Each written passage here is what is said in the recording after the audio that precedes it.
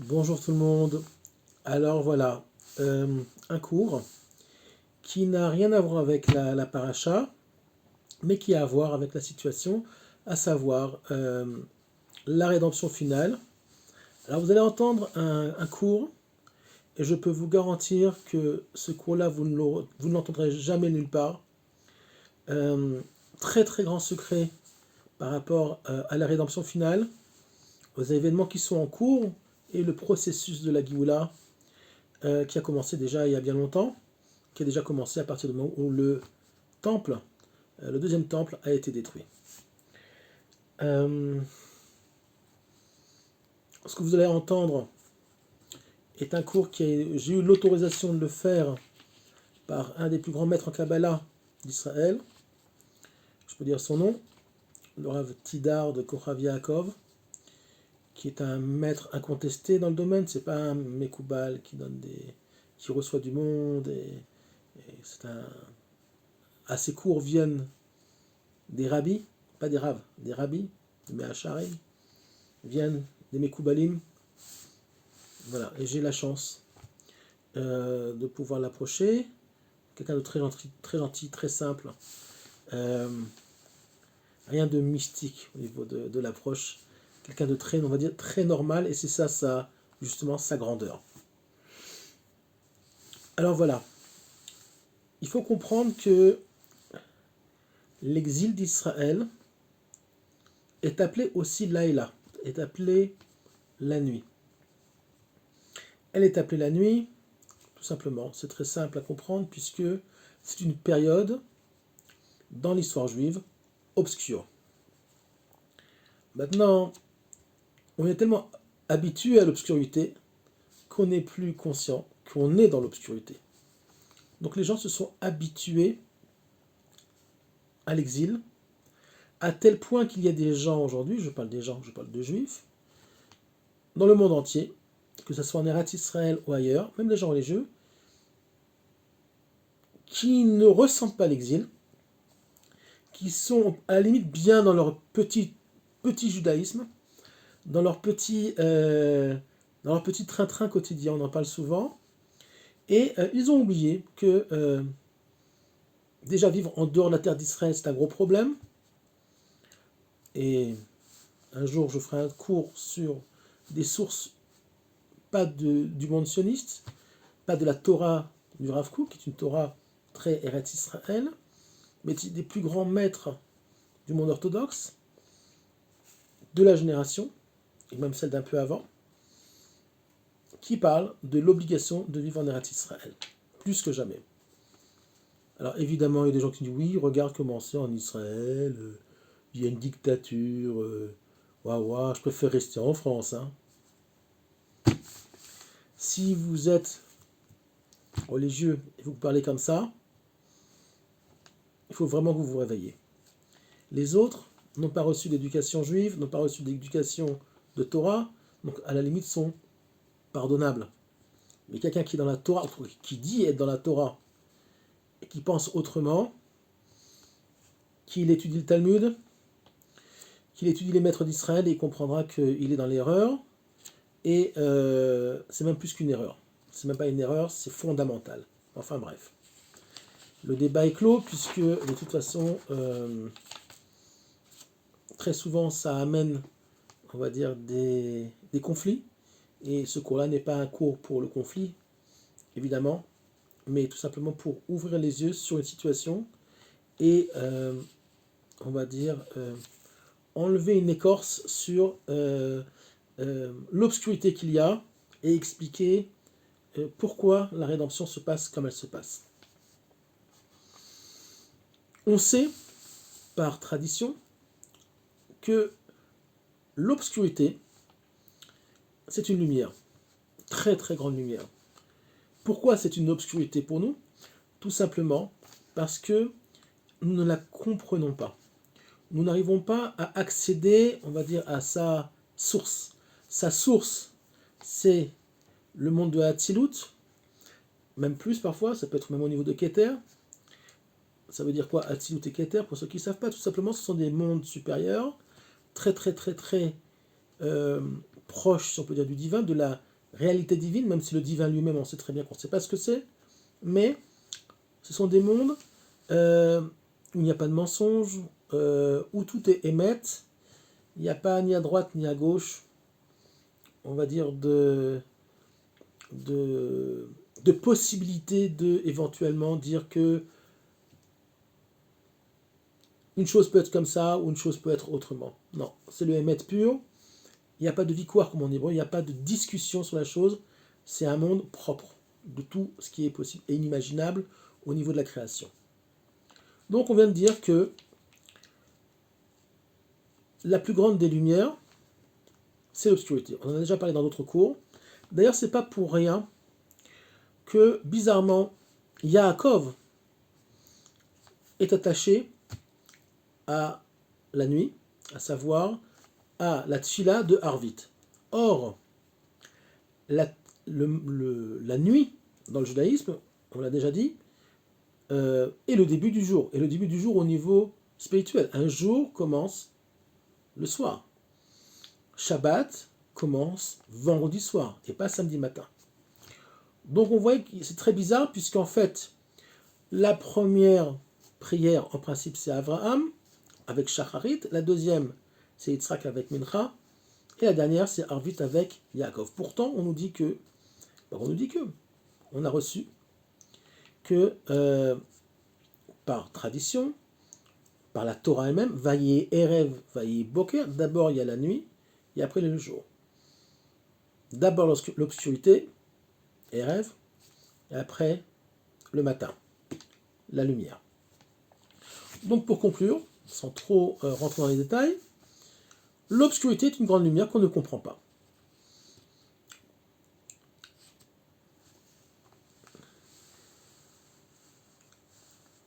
Dans la Chassidoute, et particulièrement Rabbi Nachman de Breslev, dans ses Torot, nous explique que la nuit, l'obscurité, c'est quelque chose de très très positif. Dans le sens où, quand l'obscurité est là, Hachem permet, par sa création, de mettre en place un processus qui s'appelle Achavat HaKelim, à savoir l'élargissement, l'agrandissement des réceptacles. Pourquoi ? Le monde, on sait qu'il est fait de lumière et de réceptacles, d'énergie et de réceptacles, donc pour les recevoir. Or, pour pouvoir sortir vers la Géoula, il faut que on ait de très très grands réceptacles. Pourquoi ? Parce que si la nuit, ce sont des très très très grandes lumières qu'on ne peut même pas voir, c'est pour ça qu'elles sont sombres. Ok, comme un projecteur qui vous tape dans les yeux, vous devenez aveugle. Ben, c'est exactement ce qui se passe, nous sommes pratiquement des aveugles. Alors il faut aussi que les réceptacles, pour qu'on puisse voir la lumière telle qu'elle est, soient très larges. Je parle exprès doucement parce que c'est pas un cours forcément évident. Comment s'appelle aussi l'exil ? La fin de l'exil, Haïnu kecholmim. On était comme des rêveurs. C'est quoi le rêve ? C'est la nuit. Et là, je vais apporter des preuves à ce que je dis par rapport à cette histoire de agrandissement des réceptacles lors de l'exil, lors de la nuit, par d'abord ce qu'on appelle un livre, un midrash, mais qui est un midrash tellement élevé, tellement puissant que il cache des secrets de Kabbalah aussi grands que le Zohar. C'est les Pirkei des Rabbi Eliezer. C'est une toute petite œuvre par contre, mais les secrets qui y sont enfouis sont gigantesques. Que nous dit donc Rabbi Eliezer, qui est un Tana, donc même si le livre a été écrit beaucoup plus tard dans l'histoire, au 9e siècle, Rabbi Eliezer est un Tana qui a vécu, je ne sais pas exactement quand, il y a à peu près 2000 ans, voire un peu plus. Il est antérieur même à Rabbi Shimon Bar Yochai. Il nous dit comme ça.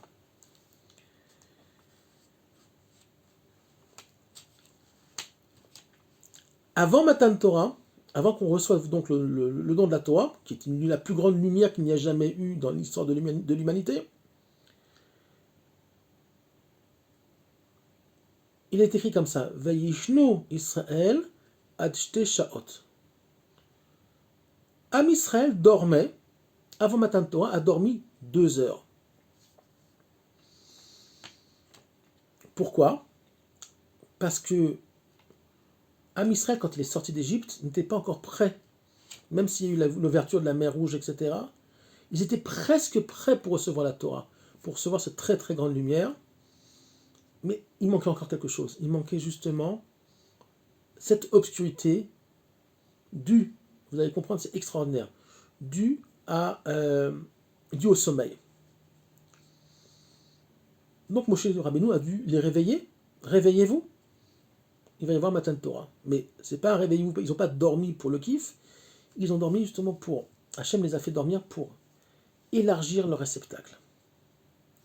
Où est-ce qu'on retrouve bien antérieurement dans l'histoire, si on peut dire, de l'humanité, la même chose? Tout simplement dans ce qu'on appelle la Nessira. Alors c'est quoi la Nessira? Quand Adam a été créé, il a été créé, si on peut dire comme ça, androgyne, homme et femme. Plus précisément, féminin et masculin, lumière et réceptacle. Mais pour vivre la lumière et le réceptacle, vivre la dynamique qu'il y a entre les deux, il a fallu séparer Adam de ce qu'on va appeler plus tard Chava, donc Ève. Donc comment Ève est sortie de Adam? Par ce qu'on appelle la Nessira, c'est-à-dire la séparation. Mais comment s'est fait la séparation? Tout simplement, Hachem a fait tomber sur Adam une grande obscurité, un grand sommeil, pour pouvoir sortir de lui Chava, qui va devenir ce qu'on appelle dans la Torah le côté féminin de Adam, et donc aussi son réceptacle. Donc on voit déjà dans ces deux exemples extraordinaires que déjà on comprend que la création du Kli se fait par un endormissement, par une grande obscurité. On va retrouver encore dans l'histoire un autre exemple, Purim. Il est marqué que Purim, c'est une des plus grandes lumières, comme Hanouka, c'est les deux fêtes qui vont rester à la fin des temps, une lumière inimaginable, mais cette lumière-là, elle est insaisissable, en tout cas pour nos générations. Pour le moment, on comprendra toutes les lumières de Purim quand le Mashiach se dévoilera. Et pour recevoir ces lumières-là, il faut boire. Les hommes, il est de tradition de boire un petit peu du vin pour ne plus faire la différence entre une chose et une autre. Pas être saoul comme un cochon, chasvé shalom, et se rouler par terre, mais d'avoir perdu ce qu'on appelle le date. Et il y a marqué que si tu ne peux pas boire d'alcool, si tu n'aimes pas, si ça te rend malade, alors qu'est-ce qu'il faut faire? Il faut dormir 2 heures à Purim. Tiens, c'est marrant, on retrouve ces 2 heures-là avant Matan Torah. Donc Purim, c'est comme Matan Torah? Oui. Sauf que c'est un Matan Torah caché. Les lumières, ce sont les mêmes lumières que Matan Torah, sauf qu'elles sont plus cachées, elles sont moins évidentes. Donc on te dit, va dormir 2 heures.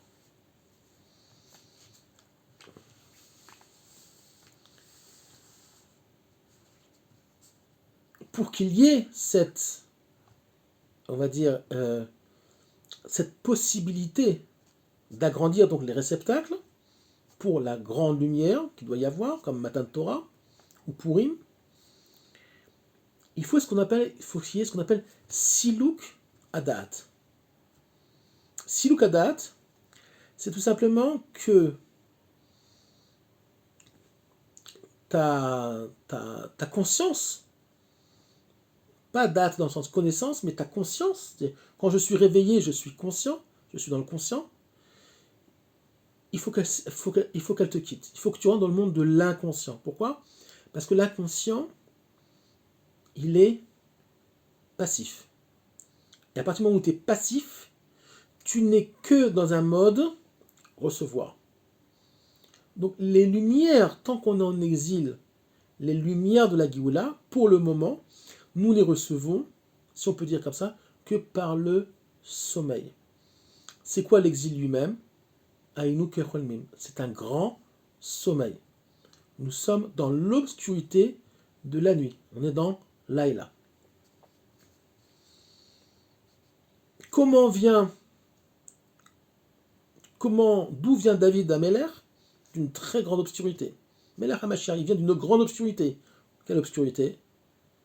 La relation entre Lot et ses filles. C'est très obscur. Une fille, elle va coucher avec son père, mais c'est horrible. C'est très obscur. C'est pas bien. Mais par là va naître l'essence même de la Géoula. Et c'est pour ça qu'aujourd'hui, dans notre génération, on peut comprendre la création de l'État d'Israël avec tous les problèmes que ça a engendré, par le biais de juifs qui ne sont pas dans la Torah. Puisque les premiers sionistes, si on peut dire, même si on sait qu'il y a eu des vagues de chassidim du Baal Shem Tov, et même des élèves du Gaon de Vilna qui sont venus, mais l'État d'Israël a été créé par des gens anti-Torah. Il y a mille et une raisons. Pourtant, c'est pas du tout, si on peut dire, c'est pas du tout dans la trame du Ham Israël. Puisque Ham Israël, c'est un peuple de Torah. Pourtant, ça a été créé par des non-religieux. Pourquoi? Une des raisons, pareil, obscure, lumière obscure. Mais c'est pas logique, c'est pas ça qu'on attendait. C'est pas la vision des prophètes qu'on attendait. Pourtant, si. Que nous dit Yechezkiel dans la vision des eaux desséchées? D'abord, les eaux commencent à se restructurer on va dire le squelette. Après, les organes, la peau, etc. Il y a un renouveau de l'homme.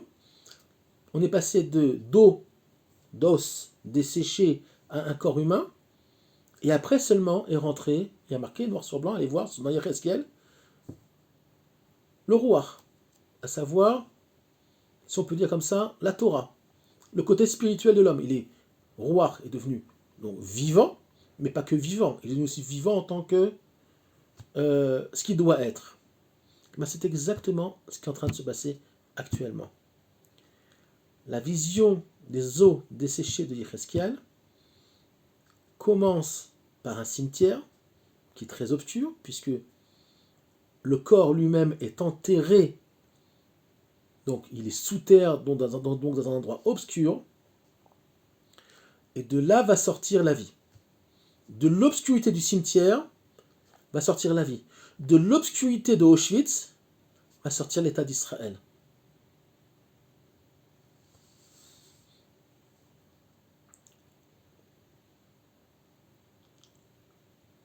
Ce que nous vivons actuellement, c'est déjà la fin du corps.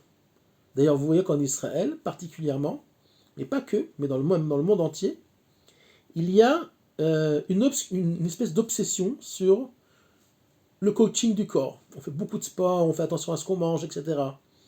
J'ai entendu par le biais d'un des plus grands Mekoubal de la génération, dont je peux dire aussi le nom, le Rav Stavsky, très connu dans le monde de la Chassidoute. Il est Dayan, c'était la Chavota du Rav Mordechai Eliyahu,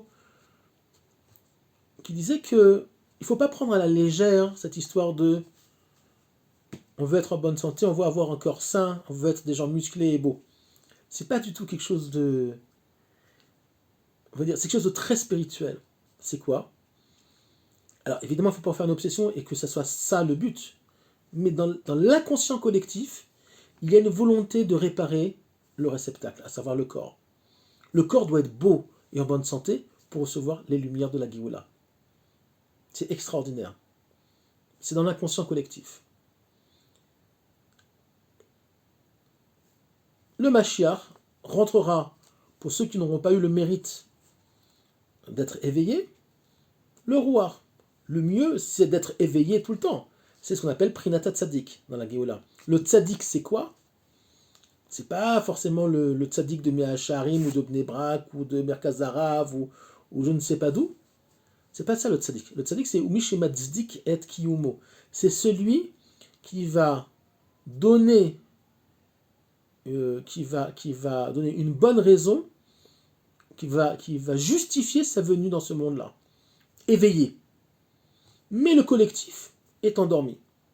Mais il n'est pas si endormi que ça, puisque les choses avancent, mais avec beaucoup d'obscurité. Il y a de la violence en ce moment, il y a des gens qui ont des problèmes, donc tout est obscur. L'économie, elle est mauvaise, dans le monde entier d'ailleurs.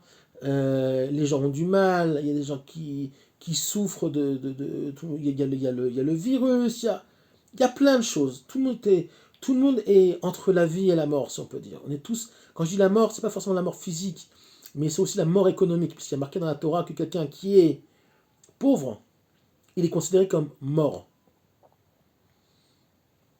Donc, il y a marqué qu'à la fin des temps, il n'y aura plus d'argent. On aura de gros problèmes économiques. Tout le monde. On sera tous comme des morts. C'est quoi des morts? Tout simplement, quelqu'un qui est pauvre, qui n'a plus les moyens qu'il avait en tout cas d'avant, quand il est descendu, il est considéré dans la Torah comme quelqu'un de mort.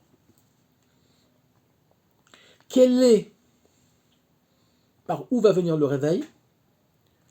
Par où va venir donc la Géoula? Par le shofar. Qu'est-ce qu'on attend? Le shofar de Melach HaMashiach. Quand est-ce qu'on sonne du shofar pendant l'année? Rosh Hashanah. C'est à Rosh Hashanah qu'on sonne du shofar. À Yom Kippour aussi, mais d'abord à Rosh Hashanah. Rosh Hashanah, c'est quoi? Le shofar de Rosh Hashanah, c'est le tikkun. C'est le tikkun c'est la réparation du réveil. Le shofar, c'est un cri à Rosh Hashanah pour réveiller les gens, pour qu'ils fassent tchouva. Et c'est quoi? Qu'est-ce qui se passe à Rosh Hashanah qui ne se passe pas pendant les autres fêtes? On n'a pas le droit de dormir à Rosh Hashanah. C'est le seul jour de fête de l'année où on ne va pas faire dodo.